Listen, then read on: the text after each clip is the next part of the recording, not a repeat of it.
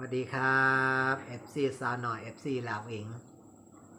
มื้อนี้ผมก็อยากสิมาคุยเรื่องเล่าวของอีหลาเมื่อคืนครับพี่น้อง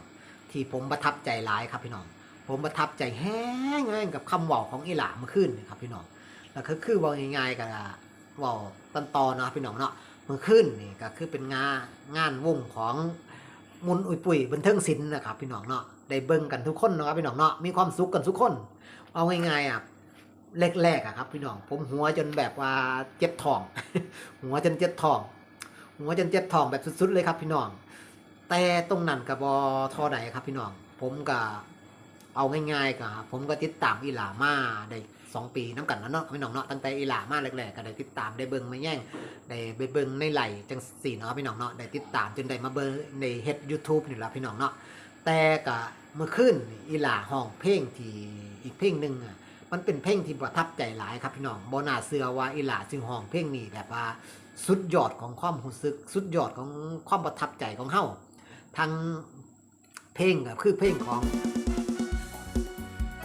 ไอ้ฮันนี่สีสานนั่นแหละครับพี่น้องแล้วก็อีหลาก็ได้ใส่สุดฮันนี่สีสานนำนี่พี่น้องเนาะเบิ่งแล้วก็ประทับใจภูมิใจ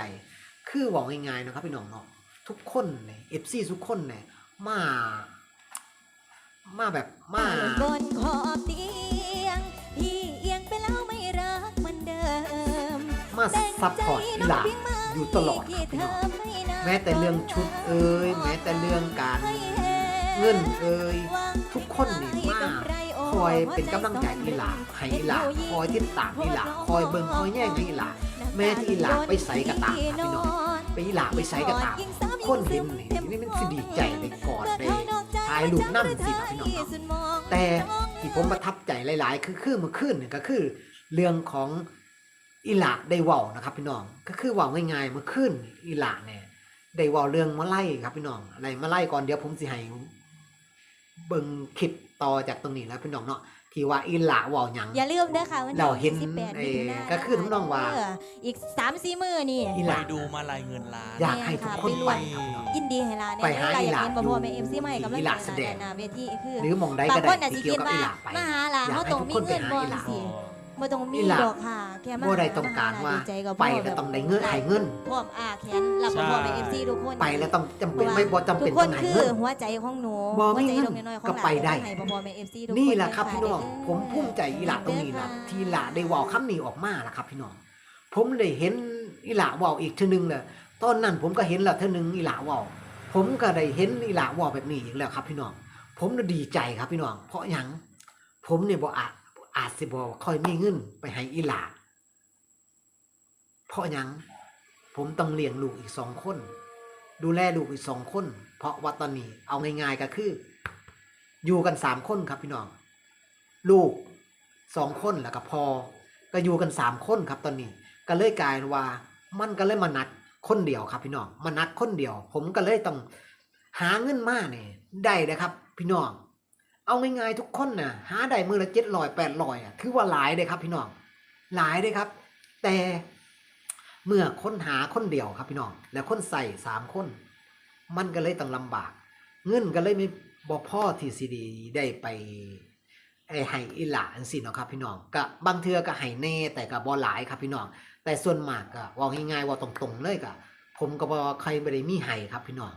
แต่ก็พยายามสิเฮ็ดคลิปนี่แหละครับพี่น้องสิเฮ็ดคลิปนี่เพื่อให้มันผ่านจุดที่เอ่อ100 เหรียญหรือจังใดนี่แหละครับพี่น้องให้มันผ่านไปแล้วก็ต่อไปลงคลิปไปเรื่อยๆหรือว่าได้มีเงินสำรองได้ติดตามอีหลาได้ไปทายอีหลาจังซี่ล่ะครับพี่น้องเพื่อสิได้มีเงินมาเลี้ยงครอบครัวต่อครับพี่น้องนี่ล่ะคือความที่ผมว่าผมถึงบ่ค่อยได้ให้อีหลาเพราะตรงนี้แต่ผมฮักด้วยใจครับพี่น้องฮักด้วยใจจริงครับพี่น้องเพราะหยังผมบ่เคยติดตามนักร้องคนใดมาก่อนครับพี่น้องอีหลาคนแรกอายุ50กว่าแล้วครับพี่น้องเพิ่งมาได้ติดตามนักร้องคนแรกก็คืออีหลาอุ๋งอิงเฮานี่แหละครับพี่น้องเฮาได้ติดตามนี่ล่ะคือเว้าง่ายๆคืออีหลาเว้าออกมาน่ะมันภูมิใจมันดีใจครับพี่น้องมันดีใจดีครับอีหลาได้เห็นอีหลาบอกแบบนั้นน่ะมันดีใจครับพี่น้องเอานี่ไปฟังตรงนี้ครับพี่น้องอีหลาบอกว่าจังไดนี่ที่ว่าเรื่องที่ผมบอกมึงนึงเนี่ยนี่ครับไปฟังดูครับพี่น้อง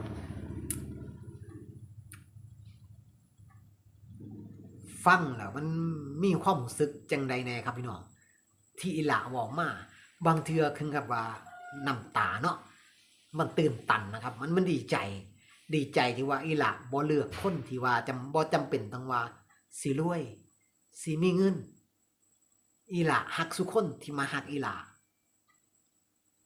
คืออีหล่าเว้านะครับพี่น้องอีหล่าฮักซุคนบ่มีเงินก็มาหาอีหล่าได้นี่ล่ะ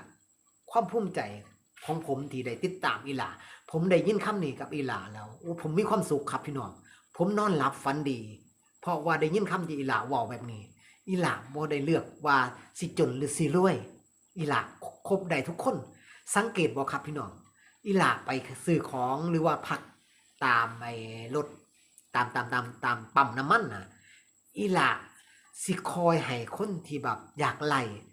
ที่มาอยู่แถวนั้นน่ะอีหล่าเห็นนี่อีหล่าสิซื้อของให้อยู่ตลอดครับพี่น้องอีหล่าสิซื้อของให้อยู่ตลอดนี่ล่ะคือความน่ารักของอีหล่าเฮาที่เฮาได้เห็นซุมื้อแล้วก็อีกอย่างหนึ่งก็คืออีหล่าก็สิให้โชคอยู่ตลอดโดยที่บ่ฮู้โตว่าเจ้าของให้โชคคนอื่นคืออีกอันหนึ่งคลิปหนึ่งนะครับพี่น้องเดี๋ยวคลิปนั้นเดี๋ยวผมจะไปบอกอีกอันหนึงก็แล้วกันครับพี่น้องคลิปเกี่ยวกับคนญี่ปุ่นนะครับพี่น้องอันนั้นผมก็อยากสิไปบอกคือกันครับพี่น้องเดี๋ยวผมก็สิไปบอกอีกเทื่อนึงนะครับพี่น้องมื้อนี้ผมสิเอาลงสัก2คลิปมื้อนี้ผมกำลังคิดได้ผมก็เลยได้มาเว้ากับ FC เพราะว่าผมขาดหลายเดือนหลายมื้อแล้วครับพี่น้องขาดบ่ได้เว้าอีหลีครับพี่น้องพอได้บ่ได้เว้านี่คลิปคนเบิ่งนี่มันหายอีหลีครับพี่น้องมันหายไปแบบว่าบ่น่าเชื่อเลยครับพี่น้องคนเคยเบิ่ง1,000 2,000สิหายครับพี่น้องเพราะผมบ่ได้ลงต่อเนื่องนี่แหละครับพี่น้องแต่ผมก็พยายามลงคลิปสั้นไปเรื่อยๆครับพี่น้องลงคลิปสั้นไปเรื่อยเพื่อสิให้มีคนติดตามมาติดตามอยู่เรื่อยๆครับพี่น้องเนาะจังใดเฮาก็บ่ลืมอีหล่าอุ้งอิงอยู่แล้วครับพี่น้องฮักแพงอีหล่ามาตลอดผมรอเวลาวันหนึ่งผมจะอยากสิตามอีหล่าแต่มื้อนี้ก็เฮาอย่าลืมครับพี่น้องวันที่28มิถุนายนปิดวงสาวน้อยแล้วก็วันที่4ก็เฮ็ดบุญเนาะเฮ็ดบุญพอสงกรานต์แล้วก็วันที่13กรกฎาคมก็วันเกิดอีหล่าอุ้งอิงคายอ้อไปทุกคนคือนักแสดงคายอ้อไปทุกคนครับพี่น้องแล้วก็วันที่15ก็เดินพรมแดนเดอะมอลล์บางกะปิครับพี่น้องเดอะมอลล์บางกะปิแล้วก็17กรกฎาคมคายอ้อทุกโรงภาพยนตร์ครับพี่น้องเฮาคอยไปสนับสนุนคอยเบิ่งคอยแย่งคอยสนับสนุนอีหล่าคอยไปเบิ่งว่าอีหล่าแสดงเป็นจังไดแล้วเฮาสิมีน้ำตาบ่ก็ต้องท่าไปเบิ่งครับพี่น้องมื้อนี้บ่มีหยังหลายครับขอบคุณ FC สาวน้อย FC หล่าอุ้งอิงที่มาติดตามที่มาเบิ่งที่มาแย่งแล้วก็ขอบคุณอีหล่าหลายๆที่ได้ให้มี FC มาติดตามผมนำขอบคุณครับ